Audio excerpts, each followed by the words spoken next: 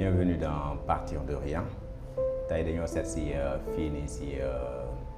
Texaco suñu frère professeur de philosophie Sélé Diagne. Sélé Diagne oui. Voilà Sélé ñu bàyyi la nga présenté ñu nga wax ñu kan mooy Sélé. waaw bon gannaaw bi ñu leen dalalee jàmm nuyu leen aussi tamit ñu ngi am contentement bu rëy di fas yéene entretenir ak yéen à partir de votre chaîne Partir de rien. Donc pour commencer dañuy sant yàlla bu baax a baax di wax alhamdulillahi rabbil alamin di sant suñu sëriñ Maolana Cheikh Ibrahim Niass di sant aussi suñu buntu si moom Cheikh Mamadou Insa di sant suñu ñaari waajur. Donc comme ni nga ko waxee bon j'ai l'habitude de dire que c'est un peu difficile des fois nit di wax ci boppam mais comme li olof di wax rek loo xam ma sàmba gën laa xam boppam. Donc am na loo xam ne peut-être mën nañ ko développer si ñun si lu gàtt xëy na du ñu def parcours bi yëpp mais comme ni ngeen ko waxee Sélé Diagne c'est un jeune Pikinois boo xamante ni Pikine la dëkk Pikine la juddoo Pikine la yaroo mais Pikine la màggee aussi son cursus scolaire yëpp mi ngi ko defee Pikine jàngee école élémentaire Serigne Moussa Ka jógee foofu dem collège am defee ko CEM Habib Tidiane donc en face complexe de Léopold Sédar Senghor jógee foofu dem académie Limamou Laye en plus après académie Limamou Laye bon suñu cursus ñu ko continuer à l'université Cheikh Anta Diop ba yàlla def tey jii nii bon on se retrouve encore dans les classes nekk professeur de philosophie. En dehors de cela c'est un jeune aussi qui œuvre dans ce qu'on appelle dans les associations di dimbali yi nga xamante ni ñooy jeunes yi nekk dans la commune et dans surtout dans le département de Pikine di à ce que ñu jóge un point A dem point B selon le type d'activité bi nga xamante ni ñoom ñu ngi koy mener. Donc am na beneen facette boo xam ne c'est un peu politique donc mais côté boobu je préfère bañ si dem lu bari quoi. Tey nag dañoo ñëw pour waxtaan si li nga xamante ne mooy jëm si wàllum kii bi ngeen war a organiser salon de l'emploi. fii si Pikine. Bon balaa ñuy dugg si détails yi dañoo bëgg a xam lan mooy salon de l'emploi. En fait bon merci beaucoup parce que boo gisee salon de l'emploi bi benn collectif moom moo koy organiser bu tudd COGAPI maanaam bu fekkee dañ ko ça c'est de manière un tout petit peu abrégée mais COGAPI mi ngi signifier collectif des groupements associatifs Pikine et international. Donc c'est une organisation, une grande organisation qui regroupe, je dirais, des organisations faîtières. C'est-à-dire que c'est un collectif qui travaille avec des associations. Et qui dit association dit entrepreneuriat, qui dit association dit financement, qui dit association dit peut-être recrutement, qui dit association dit accompagnement, ainsi de suite. Donc collectif bi si loolu lay dox et que salon de l'emploi bi benn projet la c'est li nga xamante ni mooy plan stratégique de développement bi COGAPI di dawal. Donc c'est un seul projet am na yeneen ak yeneen am nañ maison communautaire ainsi de suite mais salon bi mën naa ne moo si ëpp impact. Donc c'est une grande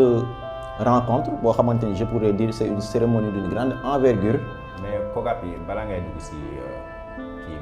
bi salon bi COGAPI bi mu juddoo yàgg na wala. Non COGAPI ba mu juddoo yàgg na parce que COGAPI boo xoolee ñu ngi si 10e édition te ku ne 10e édition salon di nga ne première deuxième troisième ba 10e te chaque année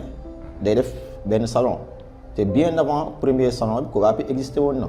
te boo xoolee à l'époque c'était pas COGAPI c'était COGAPO. Après au fil du temps la am changement COGAPO mi ngi doon signifier collectif des groupements associatifs Pikine Ouest. Donc cela induit que ñi nga xamante ni ñoo dëkk Pikine Ouest kese ñoom il était censé que ñu bokk ci li nga xam ne mooy collectif boobu mais comme on dit lu sotti am borom COGAPI commencé di def ay exploits comment ki ak di am ay retombées par rapport à ses activités ñeneen ñi nga xam ne dëkkuñu au niveau de la commune ñoom gis ci seen bopp bëgg ci intégrer comme man mii par exemple je suis pas de Pikine Ouest mais plutôt de Pikine Est te dem naa tey ba nekk le directeur du salon ñu pourquoi pas ñu élargir ko COGAPI daal di dindi li nga xam ne mooy Pikine Ouest bi def Pikine et international là moo andi international bi parce que nous avons ce qu'on appelle des partenaires qui sont à l'étranger mais aussi nous avons des membres de COGAPI qui sont à l'étranger yoo xamante ne nekk ñu au Sénégal mais ils font partie du collectif ils sont pas au Sénégal loolu moo tax ñu ne Pikine et international. Donc COGAPI day def ay voyages d'affaires COGAPI day def ay séminaires yoo xamante ni day génn territoire Sénégal dem tout récemment je pourrais citer le cas de président Moustapha ñu koy nuyu de passage dem na fi Kigali ñëwaat te donc il était parti li ko may voyage boobu noonu c'était le collectif donc voilà c'est ça. ñu ñëw si détail yu salon de l'emploi bi expliquer ñu tuuti lan mooy salon de l'emploi. Voilà exactement parce que comme on a l'habitude de dire parce que man boo xoolee ba ma commencé def poste yi mënuma compter le nombre de personnes yi may contacter par rapport ak salon de l'emploi bi parce que déjà titre salon de l'emploi rek li muy wax dafa rëy parce que quand on parle de salon de l'emploi automatiquement li sa xel di njëkk a dem mooy da nga naan ñi kat dañuy organiser benn événement boo xamante ni day permettre à ce que les jeunes là ñu am si luñ jàpp donc pour dire que tey jii nii situation dëkk bi toll na foo xamante ni les gens là gis ñu lu liggéey moo tax mënuma compter le nombre de personnes yi may contacter par rapport ak salon bi. Alors ce qu'il faut comprendre par là mooy que quand on parle de salon de l'emploi c'est une rencontre entre ce qu'on appelle les demandeurs d'emploi et les offreurs d'emploi donc ñi nga xamante ni ñooy ut ak ñi nga xamante ni ñooy joxe si ñoom la ñuy jéem a xool ñu leen regrouper ci benn espace mu am benn échange boo xamante ni am ay découvertes yoo xamante ni yow tey jii ñi fa nekk di joxe di war di mën a dimbali nit à ce que mu jàpp ci dara. di créer ay opportunités merci beaucoup di créer ay opportunités yoo xamante ni dina permettre ñi nga xamante ni ñooy ut ñu may leen loxo donc COGAPI boo xoolee premier objectif am loolu la. Mais en dehors de cela, comme ni ma ko waxee, on ne peut pas parler d'association sans pour autant mettre l'accent sur ce qu'on appelle les accompagnements. Parce que am na si koo xamante xëy na bëggul ñëw nga jox ko liggéey mais dafa bëgg nga accompagner ko. am na koo xam ne formation la bëgg am na koo xamante ni je pourrais dire que comment dirais-je encore financement la bëgg donc c'est une occasion pour ñooy noonu kenn ku si nekk nga xool noo leen dimbalee donc boo xoolee loolu mooy mbébét bi. te chaque année nag day am benn thème bu ñuy développé et ñi koy assister je pourrais dire que ce sont les autorités étatiques. mais ren thème bi lan mooy thème ren. ok thème bi bon en fait c'est le rôle des femmes et des jeunes pour la mise en œuvre de comment dirais-je encore du Sénégal surtout en ce qui concerne la vision 2050 donc c'est très intéressant. c'est intéressant parce que dañuy promouvoir le futur. Parce qu'aujourd'hui on parle du Sénégal 2050 mais doo toog ba Sénégal 2050 ñëw nga naan man fu ma nekkoon donc comme li ñu jàng il faut partir à temps donc tey jii nii les jeunes et les femmes ils doivent au moins être en mesure de comprendre et de savoir quels seront leurs rôles par rapport à ce qu'on appelle ce concept là Sénégal vision 2050. mais comme ren presque ñu ngi ci 10e édition bi. te lépp loo gis dafa am début. bëgg nañu xam initiative salon de l'emploi bi fan la jógee. donc merci beaucoup comme li ñuy wax rek man en fait maa ngi tombé si li nga xamante ni mooy 6e édition. 6e édition kon cela veut dire que première bi 2e bi 3e bi 4e bi ba 5e bi raw nañ ma mais donc à l'issue donc des débats des fois dina la faire comprendre concept bi fu mu jógee. parce que boo xoolee am na benn concept bu président Moustapha di wax naan min sàkket et la bâche loolu lu ma def ay reere su ma nee ko lan mooy loolu mu ne suñu première édition si ay sàkket lañ ko defee yabal benn espace jël ay sàkket bu ndaw commencé ainsi de suite parce que COGAPI présente boobu COGAPO la woon concept bi li ko andi mooy COGAPI commencé woon na di def ay séminaire de formation COGAPI dafa doon accompagner COGAPI da doon dimbali nit sur ce qu'on appelle les techniques de recherche d'emploi yém bi si biir ñu ne mais pourquoi pas su COGAPI defee loolu ba pare toujours li ma wax léegi dans le cadre d'accompagner mais pourquoi pas ne pas organiser un salon de l'emploi permettant à ces jeunes là qui ont été formés par COGAPI ñu am opportunité rencontrer ce qu'on appelle ces offres d'emploi là pour la mise en œuvre de ce qu'on appelle de leur souhait dans le futur. Et du coup, COGAPI commençait à travers ses maigres moyens. Et je rappelle, lorsqu'on parle de COGAPI, c'est important de préciser ce genre de débat que c'est une organisation qui est apolitique, qui ne fait pas appel de coloration politique. COGAPI moo doon demal ak propre moyen, mais cela n'empêche que COGAPI dina tendre la main aux autorités étatiques. Vous savez pourquoi? parce que li nga xamante ni état moo ko waroon def COGAPI moo nekk di ko defaral concept bi c'est l'employabilité des jeunes et l'employabilité des jeunes c'est une manière en quelque sorte de diminuer le chômage et cette tâche-là ça devait être à la charge de l'État mais comme on dit les mouvements associatifs là jaamu yàlla la da ngay fekk nit nekk si lu ndaw nga dimbali ko bu soppali nga dem xool leneen ak leneen j'ai l'habitude de dire fii képp koo xamante nii rek génn nga si en quelque sorte dinaa dimbali mais concept principal bu COGAPI je pourrais dire que c'est l'employabilité des jeunes comment aider les jeunes à trouver ce qu'on appelle un emploi comment aider les jeunes à être de grands entrepreneurs dans le futur comment aider les jeunes à bénéficier d'une formation mais aussi comment aider les jeunes à vraiment bénéficier d'un financement. wax ni loolu si loolu mooy objectif salon de l'emploi. Surtout ça c'est l'objectif moo ñu topp depuis première bi ba 10e édition bi incha allah. Ça c'est important donc loolu moom am na solo bu baax a baax parce que dina permettre jeunes yi non seulement ñu rencontrer les donneurs d'emploi. Les employeurs. Surtout ça. Mais est-ce que moment boobu noonu gars yi mën nañu déposer ay CV wala nan la ñuy def ba entrer en contact avec les entreprises. Très bien. Les entreprises. Vous savez pourquoi? Parce que boo xoolee maa ngi téye nii li ñu naan 10e édition du salon de l'entrepreneuriat et de l'innovation. Boo xoolee ici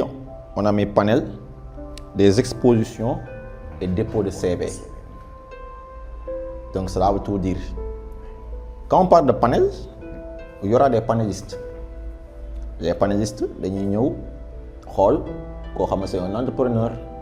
ñu jël ko comme un panéliste. C'est important des fois en tant qu'entrepreneur nga wax sa jaar-jaar. Parce que c'est pas pour rien que les gens di def ay formations sur l'entrepreneuriat. Nekkul loo xam ne dafa yomb, nekkul loo xam ne dafa facile. Ça demande ce qu'on appelle des efforts colossaux pour nga génn si. Mais aussi ça demande à ce que des fois nga am un mental de fer pour nga génn si. Et sur ce, l'urgence est d'essayer de mettre l'accent sur ce qu'on appelle un entrepreneur et des entrepreneurs yoo xam ne génn si ñu ñëw à travers ce qu'on appelle des panels yu expliquer ñoom seen jaar-jaar expliquer l'entrepreneuriat de façon très prosaïque nan nga koy mën a gérer ba génn si. En ce qui concerne les expositions mooy li ma wax noonu où il y aura des stands parce que bu ñuy def genre occasion yu mel noonu nekkul dañuy ñëw rek def benn cérémonie officielle autorités yi toog gars yi wax ñu dem ainsi de suite mais c'est une occasion de permettre aux autorités de comprendre et de découvrir qu'il y a des jeunes talentueux yoo xamante ni ils sont au niveau de la banlieue et que war nañ leen jàppale ñooñu dañuy yor ay moyennes et petites entreprises donc il y aura des stands yoo xamante ni dañ koy jox entrepreneurs yi ñoo def seen exposition. Après la cérémonie officielle, ça va permettre à ces jeunes-là d'entrer en contact avec li nga wax nii léegi. Après la cérémonie officielle, on va faire le tour des stands avec les autorités, les offreurs d'emploi. Stand bu nekk dañ fa dem passer fa lu mu deeree benn 5 minutes mu am échange entre ce qu'on appelle entrepreneur bi ki exposé ak ki nga xamante ni mooy offreur d'emploi bi. Donc là, c'est une occasion permettant à ces jeunes-là d'entrer en contact direct, surtout quand il s'agit même d'échanger de numéros. Pourquoi pas bu amee carte visite nga joxe ko ainsi de suite, ça dépend. Donc loolu dina leen permettre ñu am contact direct ak ñoom. Beneen bi mooy les dépôts CV, surtout ça. Et bu may wax dépôt CV damay profiter ci occasion bi di wax COGAPI avant journée dépôt CV bi pour wax la professionnalisme bu nekk ci collectif bi. Parce que doon dépôt CV rek jékki-jékki rek ñëw jour bi gars yi indi seen CV bindee ko nu mu leen neex il y a une manière d'écrire un CV. Le 11 octobre COGAPI dafay organiser un séminaire de formation boo xamante ni c'est comment écrire un CV, comment se tenir ci entretien, comment rédiger une demande d'emploi. Donc ça permettra à ces jeunes-là d'avoir une connaissance, je dirais même boo xam ne c'est un tout petit peu à la hauteur boo xam dina permettre à ce que nga am une bonne rédaction de CV nga xam ne ce jour-là dina am benn stand boo xamante ni dañ koy réserver uniquement pour les dépôts de CV. Et du coup donc képp koo xam ne ñëw nga fa déposer fa sa CV ce sera au collectif daal di topp li nga xamante mooy topp suivi bi nga xëy ñu dégg benn financement wala recours wala benn je sais pas comment dire emploi demande recrutement ainsi de suite COGAPI dafay am benn carnet d'adresse COGAPI day ñëw dem xool ci CV yi profil bi nga xamante ni moom moo fa gën a adéquat ak boobu mu accompagner ko jox la ko daal dem. mais moi li nga wax léegi nii moi je trouve ça très intéressant et très logique aussi. parce que boo nee nit ki mu déposer CV. dafay war a fekk kooku mun bind CV. surtout mun xam ni ñuy defee entretien. surtout donc loolu je trouve ça très bien et c'est à encourager. merci beaucoup merci parce beaucoup que jour ji mënoo ñëw déposer CV boo xamante ne vraiment ça n'impressionne pas. les recruteurs. non. c'est pas bien. non c'est pas bien. ça c'est vraiment sérieux quoi. du le professionnalisme bi ma doon wax léegi par rapport ak collectif bi. oui. parce que collectif bi comme li ñuy wax rek école la. Ouais. école communautaire la te li ñu fa jàngee loo xam ne soo ko jàngee sax si école parce que doo dem école ñu lay jàngal comment écrire un CV doo dem école ñu lay jàngal yenn affaires yi donc du coup il y a certaines choses yoo xamante ni yaa ngi koy mën a jàngee que dans les mouvements associatifs des mouvements communautaires ainsi de suite donc si ngay mën a vraiment am acquérir yenn connaissances yi donc loo tax ma ne COGAPI vraiment lu ñu war a reconnaître lu ñu war a gën a jàppale la parce que mi ngi def liggéey bu extraordinaire te du formation boobu kese day def on a 3 formations yoo xam ne dañ koy def avant salon bi. ban ak ban. parce que bi si njëkk bi c'est sur ce qu'on appelle la communication digitale surtout avec les intelligences artificielles te xam nañ ne présentement tey jii dafa lëmbee dëkk bi. dafa lëmbee dëkk bi non c'est un peu compliqué. Et d'ailleurs même ça a été mentionné ici même si li nga xamante mooy 10e édition bi donc boobu je pense que bokk si mais ñun ñoo man maa ko si bëgg a dugg parce que c'est très important mais par rapport à cela on a 3 formations bi si njëkk mooy les techniques de recherche d'emploi rédaction des CV lettres de motivation comment écrire un mail répondre au téléphone et se tenir en entretien mooy première séminaire de formation bi nga xam ne dañu ko def deuxième bi comme li may wax rek toujours dans le souci de préparer d'abord la personne parce que bu ñu nee salon de l'emploi il y aura ce qu'on appelle la rencontre des entrepreneurs léegi ñu xool ñu leen jàppale donc il va falloir une formation sur l'entrepreneuriat gestion de projet marketing et éducation financière man mii di wax j'ai eu à bénéficier d'une formation boo xam ne COGAPI ñoom ko defar sur la gestion financière la personne des fois il faut mu am une éducation financière pour mën a génne si li nga xamante tu vois beaucoup de jeunes entrepreneurs dañuy dugg si entrepreneuriat après décider daal di bàyyi ainsi de suite c'est parce qu'ils n'ont pas été préparés à la base. parce que li nga wax ni pratiquement école duñu ko jàngalee. duñu ko jàngalee. éducation financière. non y a pas mieux école que l'école communautaire duñu la ko jàngal fenn tu es obligé après nga dem fay ay formation séminaire fay xaalis bu bari. mais par exemple jeune boo xamante ne dafa bëgg a am genre formation yooyu nan lay def ba contacter COGAPI. très bien merci beaucoup. vous voyez que je trouve que c'est très intéressant. vous voyez que ces formations yi ma lay wax nii yëpp nii. ce sont des formations yoo xamante ne normalement da nga war a fay pour def ko. bien sûr. parce que da ngay gis ne des fois da ngay gis un grand monsieur di gérer entreprise yëpp day dem fay formation sur la gestion financière sur ainsi de suite et cetera mais COGAPI da koy def gratuitement te après la formation COGAPI dañuy délivrer attestation boo xam ne c'est authentique boo xam ne dafay enrichir sa CV donc c'est très simple. On est en train de travailler sur ce qu'on appelle une communication digitale. Nous avons un pôle de communication boo xamante ni moom moo yor tout ce qui est la communication de COGAPI. Donc du coup commencé nañ ñoom def la communication et sur ce qu'on appelle l'affiche on a mentionné des numéros. Il suffit tout simplement de contacter ces numéros ñu inscrire le point. Man sama numéro 77 520 40 59 77 520 40 59 ou bien vous appelez directement sur le numéro du président exécutif 77 408 94 01 408 94 01 ñaar yooyu numéro yooyu boo si wootee automatiquement. numéro yi moom war nañ ko jàpp. non c'est hyper intéressant. non je te jure c'est super extra giga méga hyper important même. Et alors que dernier séminaire bi de formation bi ñuy def avant le salon porte sur l'informatique, l'infographie, montage de vidéos et l'intelligence artificielle. Mooy li ma doon wax léegi nii mooy dernier séminaire de formation bi ñuy def te boo xoolee li ñu wax nii yëpp mooy li tey jii nii àdduna. Surtout intelligence artificielle. Surtout ça. C'est de l'actualité. C'est de l'actualité. Tout récemment, il y avait une vidéo qui circulait dans les réseaux sociaux. La fille là bi xaw ma dauphin bi lekk ainsi de suite et cetera gars yi commencé lu ne ñu wax ko mais par la suite da nga xam c'était de l'intelligence artificielle il y a aucune information boo xamante ni fiable na tu vois pas les grandes dans les grandes émissions ou bien télé yu mag yi di ko wax kon ça veut dire que c'était l'impact de l'intelligence artificielle et c'est très important de sensibiliser les jeunes par rapport à cela mais bu ñu ñëwaatee ci salon de l'emploi bi est-ce que après chaque organisation mën nañ mesurer impact bi sur si participants yi nga xamante ne effectivement ils ont assisté au salon de l'emploi. Effectivement surtout ça may profité aussi question bi nga ma wax di jaajëfal di rendre hommage di souhaiter aussi une bonne continuation ak ñi nga xamante ni ñëpp ils ont été présidents ou bien directeurs du salon de l'emploi directeur du salon de l'emploi damay commencer ci opportunité yu mu mën a am après jàll ci ñeneen ñi nga xam ne nekk nañ directeur du salon yëpp tey jii ñu ngi gérer seen entreprise amatuñu sax temps boo leen contacter y avait le président Matar présentement chef cuisinier de port mënatuñ ko y avait pas Ada Evans te li gën a graaw ci salon bi salon du xeeb nit collectif du xeeb nit parce que ñun tey jii nii il faut nga jàng am ay diplôme ainsi de suite ñu ne non directeur non pas Ada c'est un animateur DJ ñu jël ko def ko directeur du salon ñu toog ak autorités yi ñu toog ak ministres yi di créer ay rencontres tey jii nii moo ngi Tampico non seulement mi ngi foofu mais man daf may jox ay contacts ay autorités yoo xamante ni man dama naan kii na la def ba xam ñi ay député damay booleel ay ainsi de suite te li ko may opportunité boobu noonu tey jii nii salon bi la.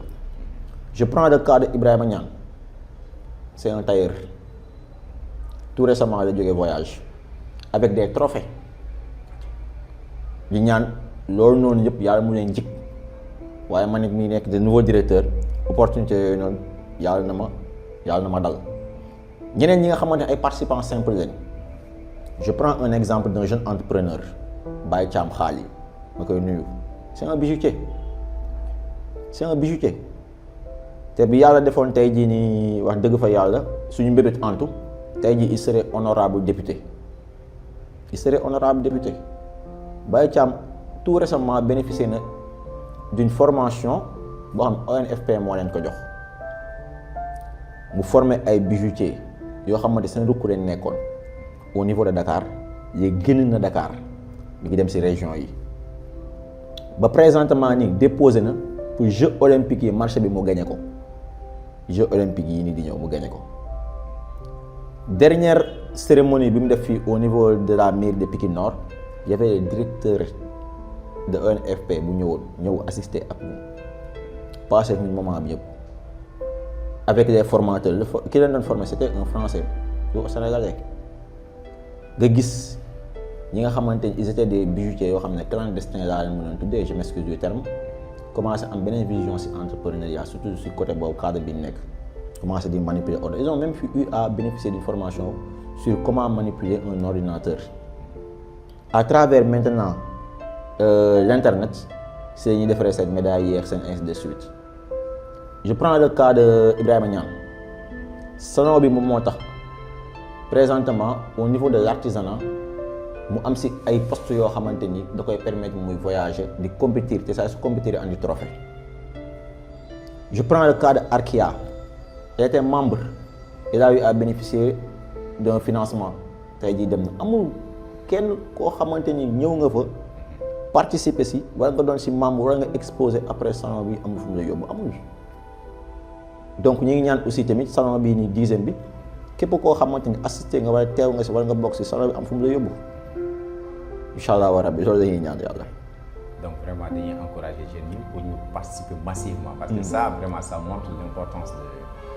du salon de l'emploi vraiment. surtout ça c'est très intéressant. surtout ça. sama dernière question mooy nekk par exemple ki nga xamante ne c'est la première fois muy assister salon bi loo koy conseiller. voilà ban orientation nga koy jox. merci beaucoup parce que bëri na ci ñoo xamante ni dañ may contacter naa ma ni mais salon de l'emploi bi ñu muy demee lii lan la kon ça veut dire que amuñu ci idée xamuñu comprendre ñu et je pense que lu la mën a expliquer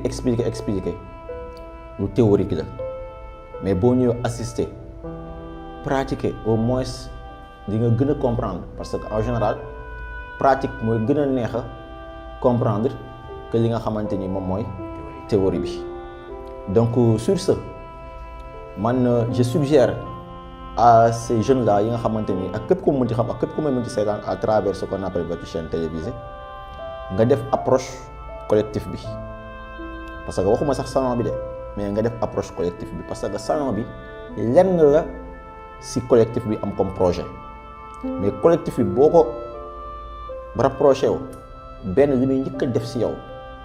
loo xamante ni gisuma qualité bu ko gën a rëy mooy li naan formation en développement personnel loolu la njëkk a def si yow da lay def un grand monsieur en dehors de cela da lay xamloo sa bopp gëmloo la sa bopp aussi dindi lu bari si yow am na ñoo xam ne mënuñu wax publiquement am na ñoo xam ne mënuñu ko da ngay dem si fenn sax ñu tooñ la nga daal di subir les conséquences parce que mënoo défendre sa bopp publiquement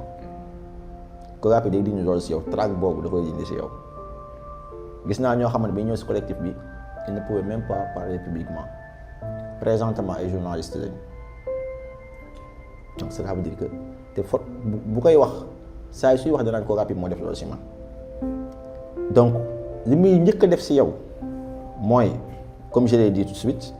développement personnel dina la gëmloo sa bopp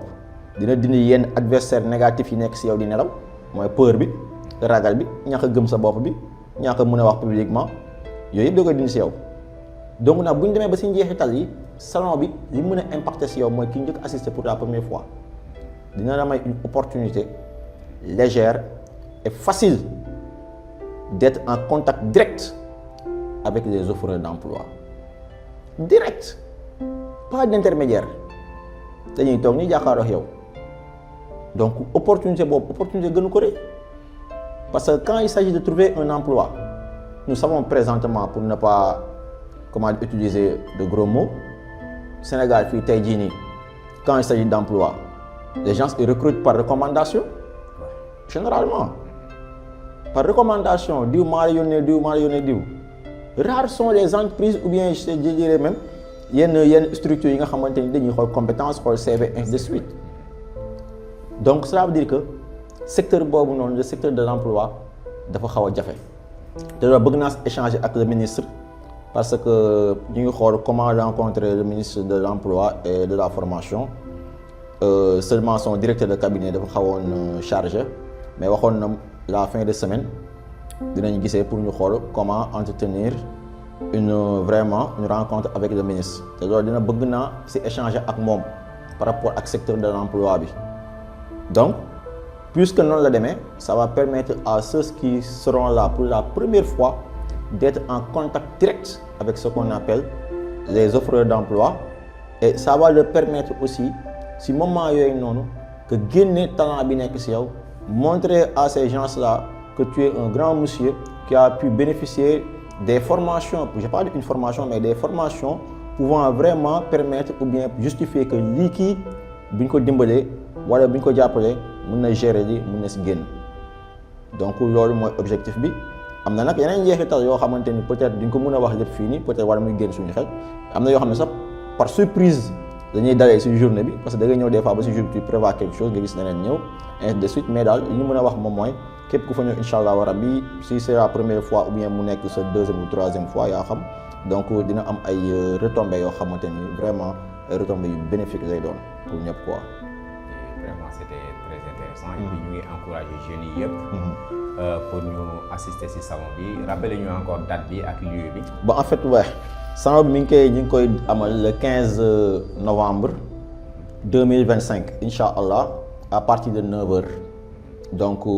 mi ngi amee au niveau du complexe culturel Léopold Sédar Senghor buntu Pikine fi rajo Oxygène bi nekk donc foofu lañ koy amalee à partir de 9h incha allah jusqu'à 19h donc y aura beaucoup de surprises incha allah ñu ngi siy convier ñëpp te di wax bu ko kenn tardé incha allah rabbi jaajëf jaajëf.